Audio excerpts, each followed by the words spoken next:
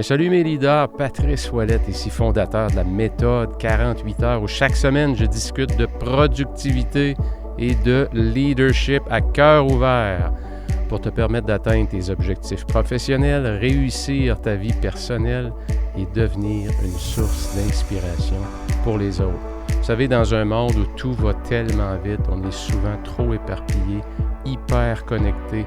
Gérer son temps, son attention et son énergie de façon optimale, c'est tout un défi. Tu es au bon endroit si tu recherches des solutions pour amener ta performance et ton sentiment de réussite, autant dans ta vie personnelle que professionnelle, à ton prochain niveau. Ton temps est précieux, it's showtime now!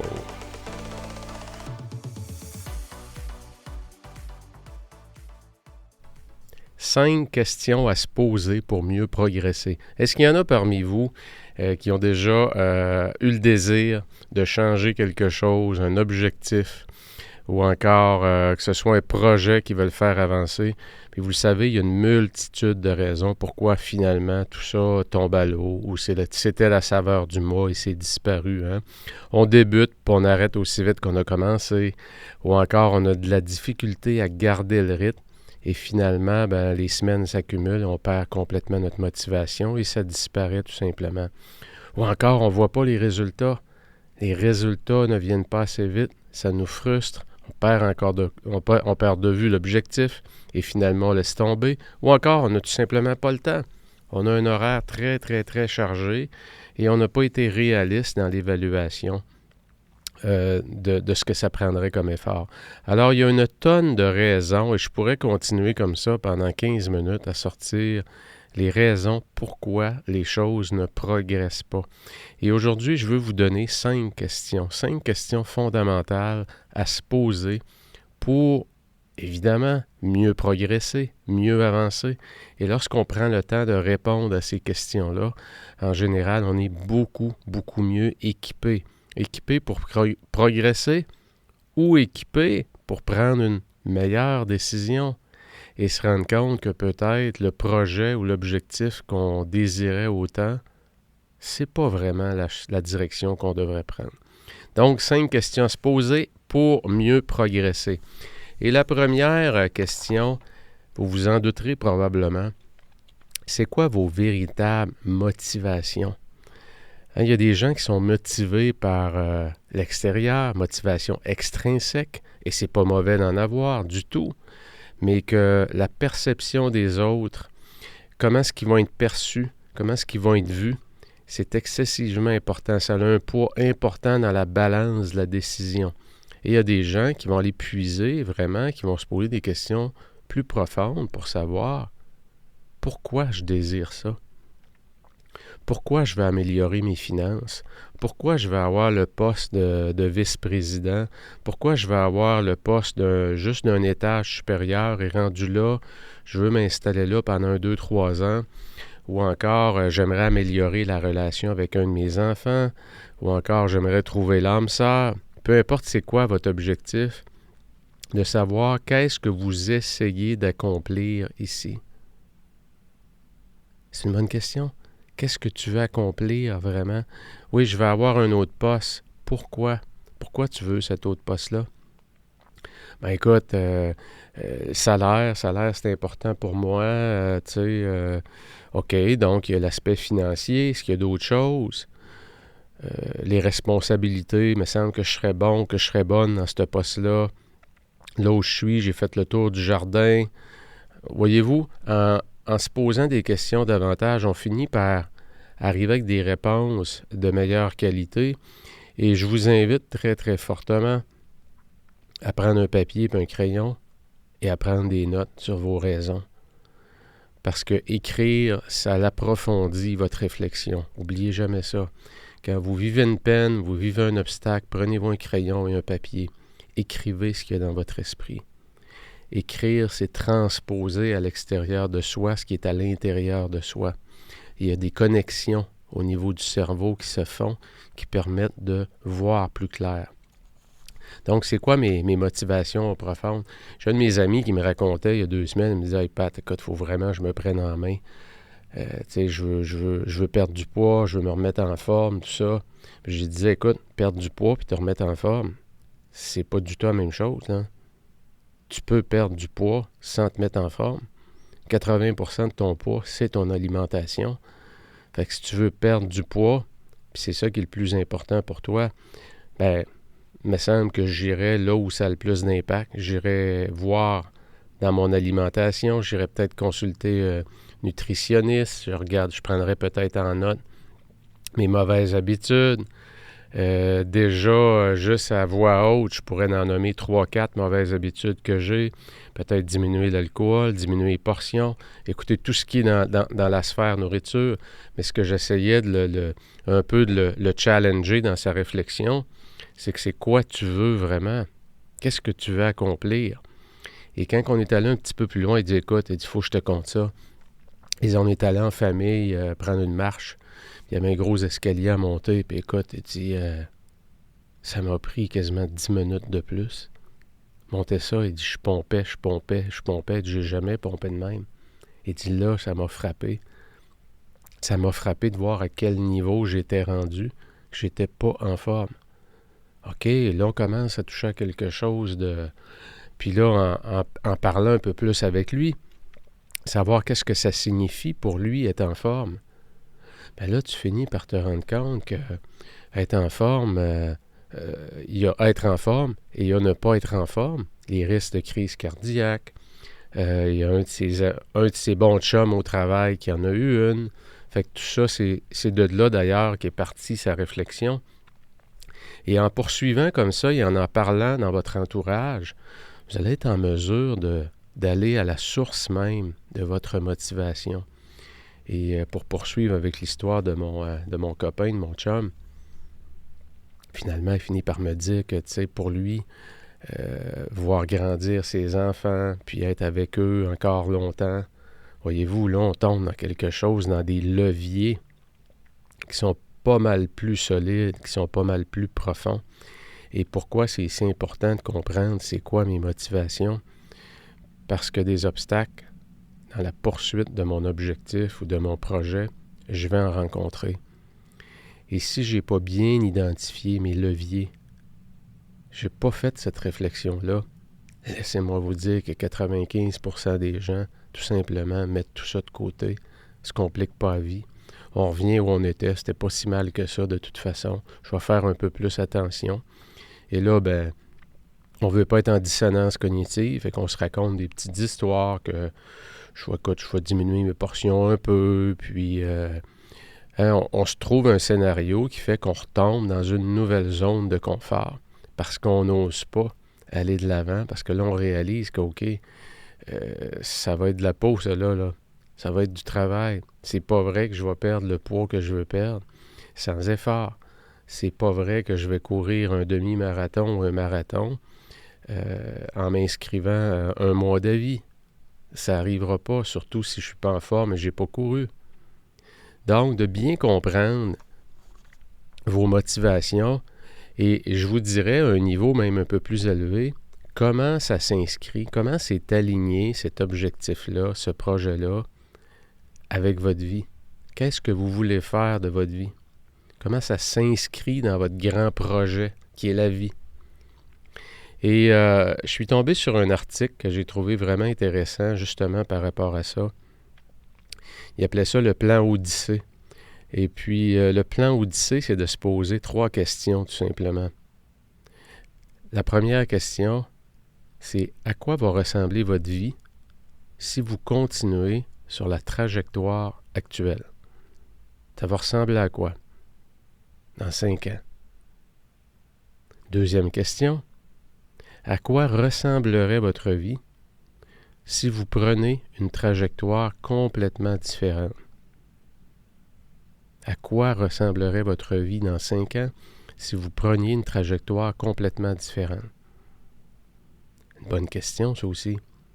Et la troisième, à quoi ressemblerait votre vie si aucune contrainte d'argent, d'obligation, de pression sociale n'existait? Et prenez le temps d'écrire qu'est-ce qui vous vient à l'esprit. C'est un exercice qui est excessivement puissant. Et ça va vous permettre peut-être d'aller approfondir, OK, je m'en vais où avec tout ça? Et j'en parle très, très, très souvent. Je parle souvent de la boussole. La boussole est beaucoup plus importante que l'horloge. La vitesse à laquelle on va est beaucoup moins importante que la direction vers laquelle on progresse. Et ces 3 questions-là vont vous permettre d'aller vraiment en profondeur et peut-être de mettre de côté, pendant la réflexion, le projet ou l'objectif et juste aller à un niveau beaucoup plus haut. Dans 5 ans, dans 10 ans, si je continue comme ça va présentement, ça va ressembler à quoi ma vie?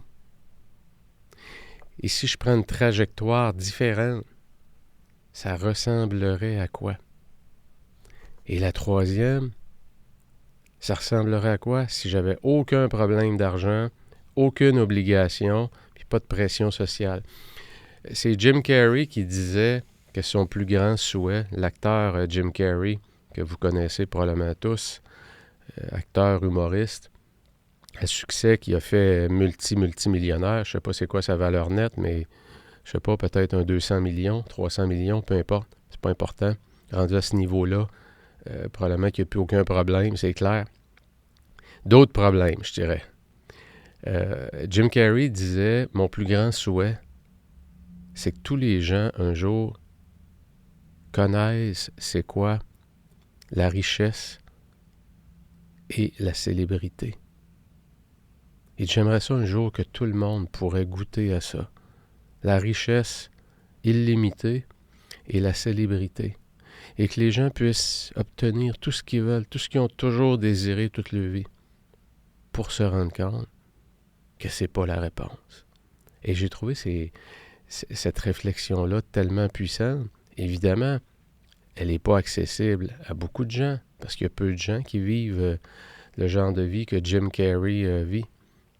Mais quand on parle à des gens qui sont dans une sphère, peut-être une catégorie complètement différente, à ce niveau-là, on se rend compte aussi que t'as beau avoir 3 maisons, 4 maisons, une à Paris, une à New York, une plage en Costa Rica, t'as beau avoir 12 autos, la garde-robe que tu veux, à un moment donné, c'est plus à l'extérieur de toi que tu vas trouver ton bien-être, c'est vraiment à l'intérieur de soi. Fait que c'est souvent comme, je me plais souvent à le dire, le chemin, c'est le bonheur. C'est pas l'objectif qui est le bonheur, c'est le chemin. Et si le chemin que tu prends pour atteindre ton objectif te fait souffrir autant, c'est peut-être pas le bon objectif. Parce que ton bonheur ne sera pas long. Il sera pas long. Quand tu vas atteindre ton objectif, c'est what's next. Donc, on doit apprécier le chemin. Le chemin qu'on prend, on doit y trouver un grand niveau de bonheur. Je disais à une personne que je coachais, le concept d'être sur son X et d'être sur son Y. Le Y, c'est juste à côté du X. Et parfois, on a cette sensation-là de « il me semble que je ne suis pas au bon endroit. Il me semble que je ne m'en vais pas dans la bonne direction. Allez, il me semble que... » Puis pour se rendre compte, finalement, je disais « Écoute, c'est pas noir et blanc être sur son X et être sur son Y. C'est que quand tu es sur ton Y et que tu n'as pas l'impression d'être au bon endroit, tu as quand même, dans ta journée, des moments où tu es sur ton X. » Et ça, c'est important de se le rappeler. Même si ce que tu vis présentement, c'est pas tout à fait ce que tu aimerais vivre, dans ta journée, il y a des moments X. Donc, l'objectif, c'est d'avoir plus de moments X dans ta journée. Parce que ce qu'on idéalise comme étant le X idéal et l'endroit où on est aujourd'hui, l'écart entre les deux, quand on va progresser pour se diriger vers le X idéal, on va changer. On va avoir une vision différente. On va réaliser que ce qu'on idéalisait comme notre X, c'est pas tout à fait ça. Donc, c'est toujours en mouvement, c'est toujours en changement. Il ne faut jamais l'oublier. Et des moments X, on en vit à tous les jours, peu importe où on est. C'est important de se le rappeler. Donc, question numéro 1, quelles sont vos véritables motivations? Question numéro 2, évidemment, elle est assez évidente et beaucoup plus rationnelle, je dirais. As-tu le temps? As-tu l'espace dans ton horaire? Si tu fais progresser un objectif pour les bonnes raisons, et tu as quelque chose de solide, tu as des bons leviers, c'est aligné avec ta mission de vie, c'est aligné avec ta vision, avec tes objectifs annuels, trimestriels, mensuels. Oups, il y a un lien cette semaine dans mes objectifs hebdomadaires avec ça. Et ça donne que dans mes objectifs quotidiens de la semaine, ça rentre dedans aussi. Wow, c'est super, t'es bien aligné. On fait ça quand? As-tu le temps, là? C'est quand? Ça, c'est une journée. Puis c'est à quelle heure? C'est ça. Et là, tu marques ça où? Dans ton calendrier, dans ton agenda. Ne laisse pas ça dans ta tête. Ton calendrier, ton agenda, c'est le reflet de tes priorités. Si tu veux que ça avance, que ça progresse, tu dois en faire une priorité. Je connais énormément de gens qui parlent de Compostelle, de faire le chemin de Compostelle, qui part de Saint-Jean-Pied-de-Port au pied des Pyrénées et qui se rend évidemment jusqu'à Saint-Jacques-de-Compostelle.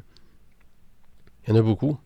Il y en a quand même beaucoup qui l'ont fait, mais si on regarde au niveau de la population, c'est un très très faible pourcentage. Mais il y a beaucoup de gens qui rêvent à ça. Mais faire Compostelle, tu ne fais pas ça en 2 semaines. C'est 800 km à pied. Donc, c'est 5 à 8 semaines, tout dépendant à quelle vitesse tu marches, si tu veux te reposer un peu plus, si tu veux arrêter à certains endroits.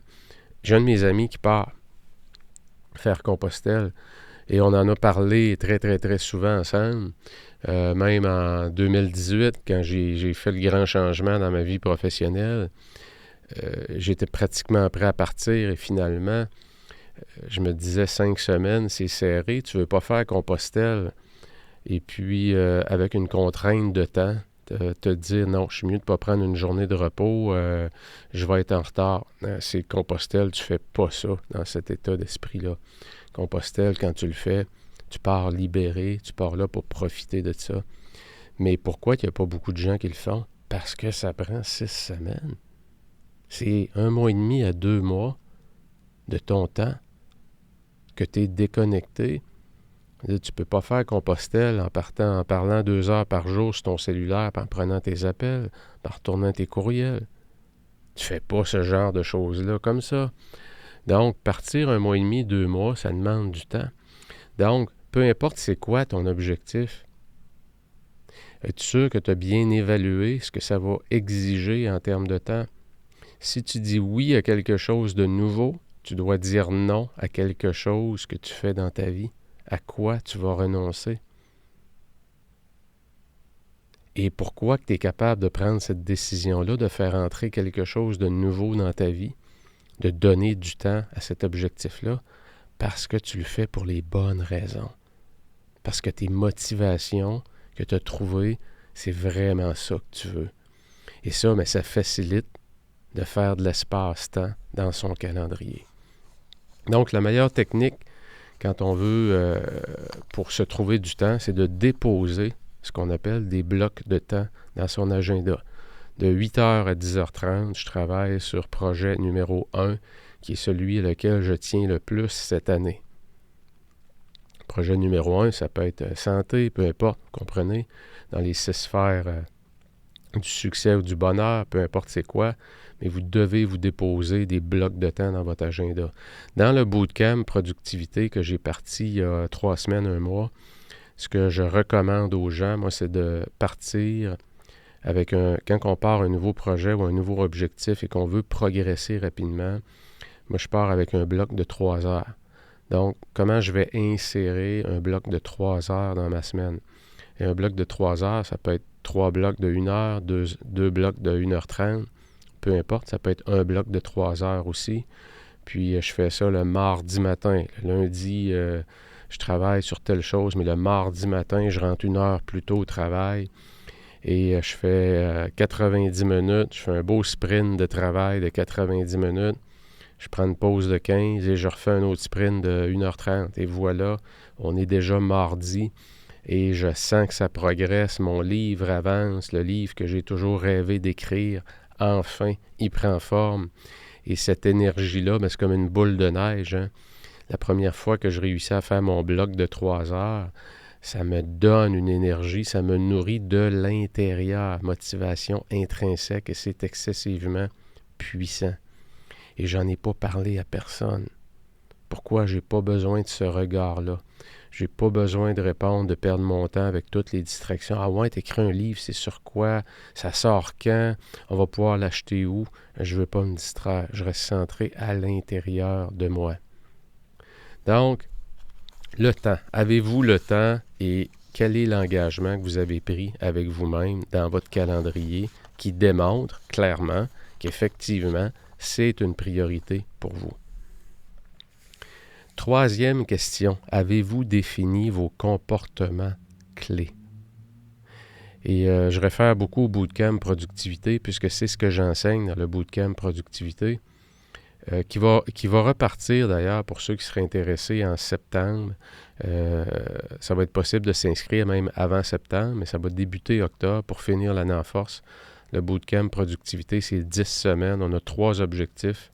On se rencontre une fois par semaine pendant 10 semaines pour vraiment défoncer ces objectifs avancés.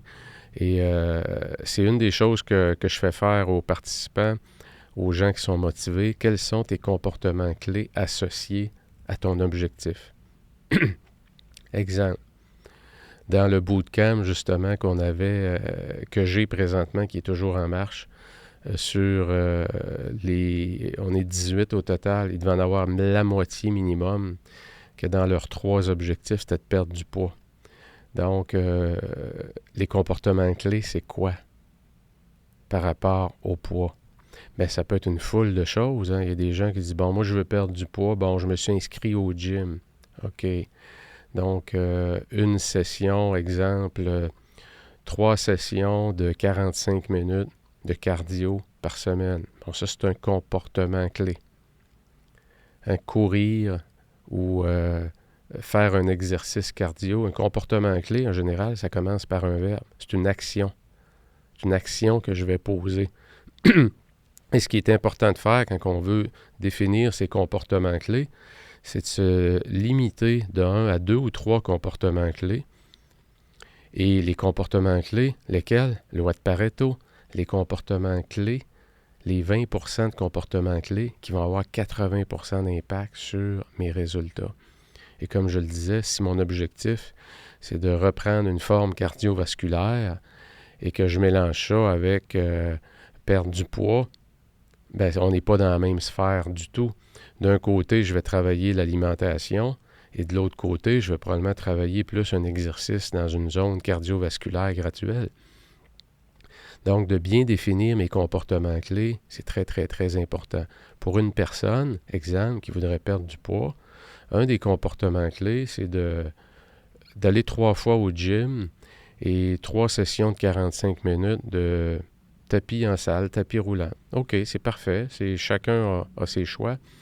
Deuxième comportement clé, c'est mesurer à chaque jour mon alimentation et me limiter, être en déficit calorique de 400 calories par jour. Oh, là, ça commence à être précis. Hein? Ça veut dire que je sais exactement combien de calories j'emmagasine, je mange à tous les jours. J'ai une bonne idée de ce que je dépense et je suis en déficit calorique, donc automatiquement, mathématiquement, je vais perdre du poids. Troisième comportement clé, préparer les repas de la semaine le dimanche. Wow, solide ça aussi. Hein, c'est mon troisième comportement clé que je ne faisais pas avant. Je me lançais dans ma semaine, puis je ramassais un peu ce que je pouvais. Des fois, je mangeais vite, je mangeais mal, je mangeais trop. J'étais émotif. Donc, si je suis mieux planifié, je suis mieux organisé pour mes repas, probablement qu'effectivement, ça va avoir un impact énorme sur ma perte de poids. Donc, voyez-vous, là, une personne pourra avoir ces 3 comportements clés-là, et c'est sur ces 3-là uniquement que le plan d'action va être déposé. On va agir juste sur ces 3-là. Ça se pourrait qu'une personne en prenne juste 2. Plus vos comportements clés sont simplifiés, sont limités, 2 ou 3 maximum. pas plus. Ça va vous permettre d'aller chercher vos victoires et surtout, ça crée énormément de clarté sur ce que vous devez faire au moment où vous le faites. Si j'ai un bloc de temps dans mon agenda, je reviens à 1. Mes motivations sont claires. Je me suis mis du temps, je suis motivé. Quand le temps arrive, mardi matin, 8h30, je fais quoi? Je commence ça par où, cette affaire-là? Là? C'est ça qui arrive souvent. On ne sait pas trop comment s'y prendre, on ne sait pas par où commencer. Et là, ça avance pas. Ben, c'est sûr que ça avance pas, tu ne sais pas comment le faire avancer. Donc, il faut que tu aies réfléchi à ça. Si ton objectif, ton projet, c'est d'écrire un livre, puis un de tes comportements clés, c'est m'asseoir et écrire 500 mots à la fois. Donc, probablement que rapidement, je vais peut-être faire quelques recherches sur Internet pour avoir une bonne idée que écrire 500 mots en moyenne, ça prend à peu près, exemple, 30 minutes. En moyenne.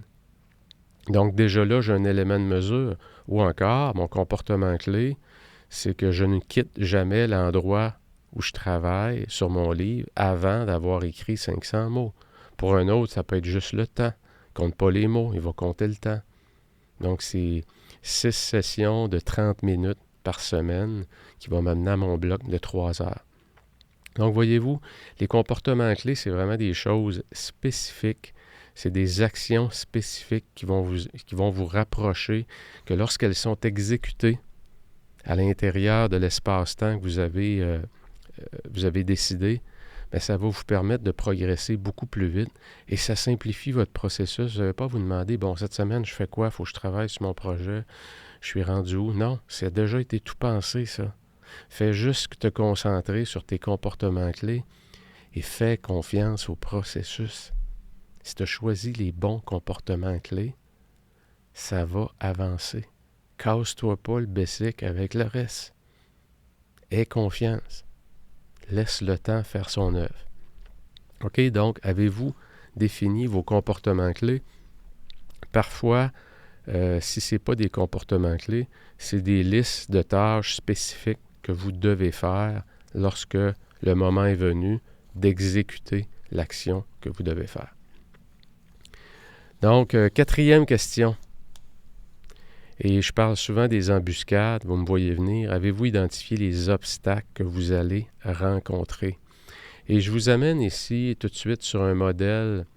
Je n'ai pas pris en note, malheureusement. Je ne l'ai pas à ce moment-ci de l'enregistrement. Mais le modèle de comment est-ce qu'on navigue lorsqu'on se lance dans un projet, vers un objectif, quelque chose de nouveau. Au début, on est stade 1 qu'on appelle, c'est un optimisme inconscient. C'est quoi? C'est qu'on est tout feu, tout flamme, on est content, on a pris une décision. Bon, ça y est, j'ai pris la décision, je commence par mon demi-marathon. Puis, je commence ça cette semaine, je vais aller acheter mes souliers. Hein, voyez-vous, il y a des comportements. Je vais aller acheter mes souliers en fin de semaine. Puis je commence ça lundi. Lundi, en revenant du travail, c'est parti. Et là, je suis optimisme inconscient. Parce que ça fait 5 ans que je n'ai pas couru. Et avant ça, je suis assez régulier. Et 5 ans, ben, j'ai vieilli un peu aussi. J'ai des petits problèmes de dos. Mes genoux ne sont pas comme avant. Et tout ça, ben, j'en suis plus conscient parce que je ne l'ai pas vécu avant. Avant ça, ça allait bien. Fait qu'au début, dans tout ce qu'on commence, on est tout feu, tout flamme. On est dans un stade d'optimisme inconscient. Et qu'est-ce qui arrive très, très vite? Mais comme je le disais, la première session parfois arrive. Je ne sais pas quoi faire. Ouf, c'est compliqué. C'est dur, cette affaire-là. Ouf, en plus, c'est plate. Je ne sais pas quoi faire. Il me semble que un petit coup sur Facebook, Instagram, boîte de courriel, hein? Je ne sais pas quoi faire, c'est plate. Fait qu'on change les idées rapidement. Donc, rapidement, qu'est-ce qui se passe? On devient stade 2, pessimisme conscient. Là, je réalise dans quoi je me suis embarqué. Je suis allé courir la première fois, je suis allé courir la deuxième fois. Ouf! Le lendemain matin, quand je me suis levé, aïe aïe, j'ai un de mes genoux qui est tout enflé. Ouh, pessimisme conscient. Là, je me dis, puis là, ma conjointe regarde ça, mon partenaire, dit, ouais, écoute, tu sais, il va fort, je trouve. Pourquoi tu veux courir? Tu peux aller marcher aussi. Hein, là, autour de vous autres, il y a plein de gens qui vont vous dire que votre objectif, finalement, là, hey, as-tu besoin de ça dans ta vie, toi, là? Fait que c'est là que tu es mieux d'avoir des bonnes raisons. Parce que si tu n'as pas des bonnes raisons, c'est sûr que tout le monde autour de toi ne veut pas que tu changes. Les gens ne veulent pas que personne change. On déteste le changement. C'est beaucoup plus sécurisant quand tout est tout le temps pareil, quand c'est le jour de la marmotte. C'est pour ça qu'il n'y a pas beaucoup de gens aussi qui progressent autant que ça sur 5 ans. Et quand on fait les rencontres de secondaire 5 et qu'on en voit qui ont atteint des sommets incroyables, puis il y en a qu'on ne voit pas parce qu'on en parle, puis ils sont rendus en prison, on en voit de toutes les sortes, hein? C'est ça. Et qu'est-ce qui fait la différence? Ben c'est ça, c'est qu'il y en a qui vont mieux évaluer les 5 questions qu'il y a là et ils vont être mieux équipés pour aller de l'avant. Donc, stade 2, pessimisme conscient. Stade 3, c'est que là, je continue un peu. Hein, là, c'est la discipline, c'est le vouloir, comme on dit, là, qui me pousse, puis regarde, je suis tassé, la glace, puis tout ça sur le genou, là. Regarde, je suis capable d'endurer de la douleur un peu. Et là, on continue. Et là, il se passe quoi?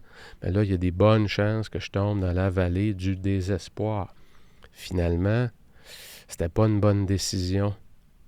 Et là, il va se passer de quoi? C'est quand on arrive dans la vallée du désespoir, c'est le creux de la courbe. Et c'est souvent là, stade 2 ou stade 3, que 80-90% des gens vont tirer la serviette, vont laisser tomber, vont mettre de côté, vont peut-être le regretter après, et ils vont se réessayer à nouveau. Mais qu'est-ce qui se passe après la vallée du désespoir? C'est l'optimisme conscient. C'est quand j'ai réussi à passer à travers mes obstacles. J'ai réussi à progresser malgré tout. Qu'est-ce qui se passe? Aïe, aïe, il y a une grosse énergie en dedans de moi. Il y a quelque chose, il y a de la fierté. Je suis content de moi, je suis fier de moi.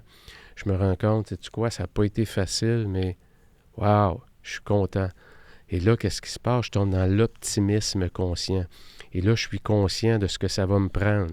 Des efforts, des blessures, des embuscades, des obstacles. Je suis au courant, je sais ce que le prix à payer pour atteindre mon objectif. Et là, je continue. Et qu'est-ce qui arrive quand on continue? C'est stade 5, c'est le succès.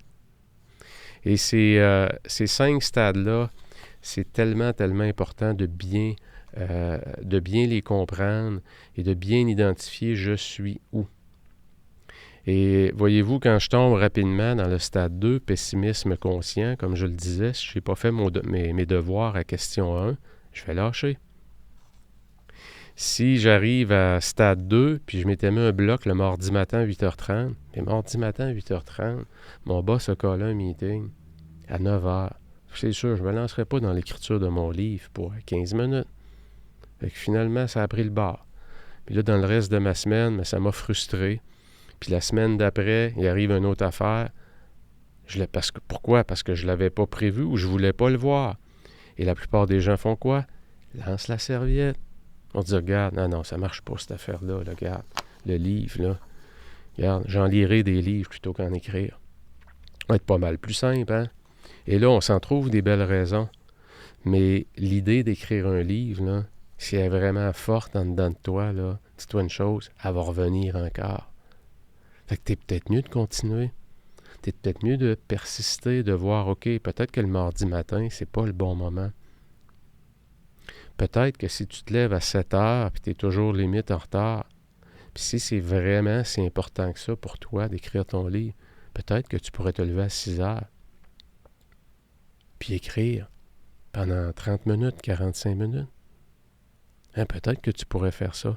Donc, comprendre les 5 stades et évidemment d'avoir les bonnes raisons derrière. La dernière question à se poser, et les 4 premières que je viens de vous énoncer, c'est tous pratiquement de l'intrinsèque. C'est tous des questions qu'on peut réfléchir et à laquelle on répond personnellement. On fait ça dans son coin, comme on dit. On peut le partager avec les autres. Mais il manque un ingrédient à ça. C'est que si je compte juste sur moi et uniquement sur moi, parce que j'ai fait mes devoirs, j'ai répondu aux 4 premières questions, et que j'ai personne autour de moi, à l'extérieur de moi, pour me tenir responsable, les chances de succès augmentent de 50%. Et ça, c'est Oucédic, c'est une étude de 2017 sur 3800 participants. Lorsqu'on met un partenaire de responsabilisation qui rencontre les gens de façon hebdomadaire pour leur demander « Hey Pat, tu as été courir la semaine passée? As-tu écrit, tu fait ta session d'écriture mardi matin à 8h30? Non, écoute, mon boss a collé un meeting et que ça se répète ça à toutes les semaines. Qu'est-ce qui se passe? Tu progresses. Pourquoi? Parce qu'il y a quelqu'un qui s'en vient la semaine prochaine, lundi, que je vais être obligé de dire que j'ai rien fait encore. Et ça, j'aime pas ça. Et je suis obligé de le dire devant tout le monde. J'aime pas ça. Mon ego déteste ça. Donc, un partenaire de responsabilisation, c'est hyper important. Dans le mastermind que j'ai démarré en janvier, on avait notre rencontre cette semaine et un des sujets qu'on discutait, c'est que quand tu fais un mastermind, c'est comme si tu te développes en accéléré. C'est comme si soudainement, ta croissance dans plusieurs sphères de ta vie, c'est comme si tu fais des pas de géant dans plein d'affaires. C'est très puissant, un mastermind. J'en ai fait plusieurs. Aujourd'hui, j'ai le privilège de l'animer avec 10 chefs d'entreprise. Puis, c'est exceptionnel de voir ça. Mais savez-vous ce qui se passe aussi à l'extérieur de soi? C'est que si tu as un partenaire de vie, elle est au même rythme que ça avançait avant. Donc, il se crée un écart important dans le couple entre la personne qui progresse à vitesse grand V et l'autre qui est un peu dans le même cycle, dans le même tempo qu'auparavant. Donc, votre partenaire de responsabilisation, ce que j'ai trouvé vraiment intéressant, c'est qu'il y en a dans le mastermind que leur partenaire de responsabilisation, c'est le partenaire de vie. As-tu fait, hey, tu avais dit que tu allais faire ça, tu ne l'as pas fait, me semble, cette semaine? Ouais, c'est vrai. Hein, tu te lèves puis tu vas le faire. Hein, c'est dans l'académie, je pense, c'est Nathalie qui mentionnait qu'elle avait, un de ses objectifs, c'était de faire des exercices d'assouplissement à tous les jours, 5 minutes d'assouplissement. Et puis, évidemment, ce qui est simple à faire est aussi très simple à ne pas faire. Il ne faut jamais l'oublier. Puis, elle disait qu'elle mettait toujours une feuille sur son oreiller et dans lequel c'était marqué « As-tu fait tes exercices d'étirement? » Puis quand tu arrives pour te coucher, ben, tu tires tes couvertes et puis tu vois la feuille. Elle dit « Je ne me suis pas encore couché sans l'avoir fait. » Donc, son partenaire de responsabilisation, dans ce cas-ci, c'était son oreiller. Mais plus vous avez des gens, une personne, ça peut être une personne au travail ou une personne encore qui a le même objectif que vous, qui le fait de façon différente un peu, ou avec moins d'intensité ou plus, peu importe, mais qu'à deux, vous vous rendez des comptes de façon officielle. Il faut que ça soit formalisé, la responsabilisation. Dans le bootcamp, on se rencontre une fois par semaine. C'est 1h15. Et on fait quoi? On fait un tour de table. Tes engagements que tu as pris, les as-tu respectés? Et souvent, on voit parmi les stats que je vous ai donnés, on en voit qui réalisent que ouf, c'est pas comme je m'attendais, c'est pas mal plus dur. Il y en a qui réalisent qu'ils font des ajustements. Il y en a qui réalisent qu'il n'y avait pas une bonne motivation, qui décident de tomber l'objectif et qui en prennent un autre. C'est ça, progresser. Il ne faut pas se sentir coupable de laisser tomber un objectif. Au contraire, si le chemin que tu as fait sur ton objectif, puis aussitôt que tu es arrivé stade 2, pessimisme conscient, que tu te rends compte que tu n'avais pas touché aux vraies motivations et que tu fais un choix de meilleure qualité, bien c'est super. Le chemin que tu as fait avec l'objectif que tu avais, qui n'a pas duré longtemps, c'est un chemin qui t'a aidé bénéfique puisqu'il t'a permis de prendre une décision de meilleure qualité. Donc, il ne faut juste pas que de laisser tomber ces objectifs, ça devienne un pattern de vie. Là, je pense que c'est votre propre jugement qui va vous le dire, mais de mettre de côté un objectif, il n'y a aucun problème avec ça. Au contraire, assurez-vous que laisser tomber l'objectif, c'est une forme de tremplin pour votre prochain pas. Donc, partenaire de responsabilisation, c'est le 5e. Alors voilà, j'espère que ça vous aide à revoir un peu, vous prendre une feuille, un crayon ou encore une prise de notes dans Evernote ou peu importe avec quel outil vous travaillez. Marquez-vous les 5 questions. Quelles sont mes vraies motivations? Répondez aux 3 questions que je vous ai données là, du plan Odyssée. Je vais faire ça quand? Le quand? À quel moment? C'est quoi mon engagement? Est-ce que c'est réaliste, cette plage horaire-là? Est-ce que je me mets à risque en le mettant à cette heure-là? C'est quoi dans mon horaire, les plages horaires où le risque d'être dérangé diminue? Vous les savez en général. Et regardez souvent dans les extrémités. Ça veut dire en début de journée et en fin de journée. C'est souvent des endroits où il y a beaucoup moins de trafic. Question numéro 3. C'est quoi votre liste des tâches ou les comportements clés? Très peu qui vont vous permettre de progresser en fonction de votre objectif. Et avez-vous bien identifié les obstacles que vous allez rencontrer? Êtes-vous optimisme inconscient? Pessimiste conscient? Êtes-vous dans le creux, dans la vallée du désespoir?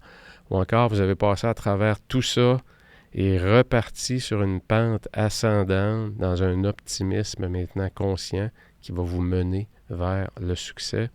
Et évidemment, il faut attacher à ça une personne à laquelle on doit rendre des comptes sur l'engagement qu'on prend avec soi-même. Et si vous avez ces 5 facteurs-là, ces 5 questions-là, qui sont bien définies et que c'est bien documenté, faites confiance à tout le reste. Vous n'avez pas à douter. Peut-être que vous allez être un peu plus longtemps face à un obstacle, mais à quelque part, comme disait Ryan Holiday, « The obstacle is the way ». L'obstacle, c'est le chemin. Il ne faut pas éviter l'obstacle. L'obstacle, c'est le chemin. Ça fait partie de ton développement. Ça fait partie de ta croissance, l'obstacle. Voilà, bonne semaine à tous. On se revoit très bientôt. Ciao!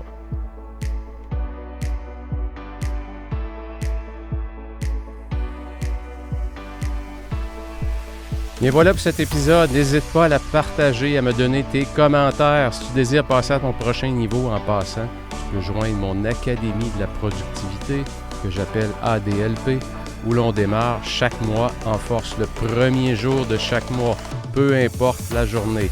Le succès, ça se planifie. Et rappelle-toi, avant de vouloir aller plus vite, assure-toi que ta destination est la bonne, prends tes décisions, ne regrette rien, corrige le tir et fais mieux aujourd'hui. Ciao!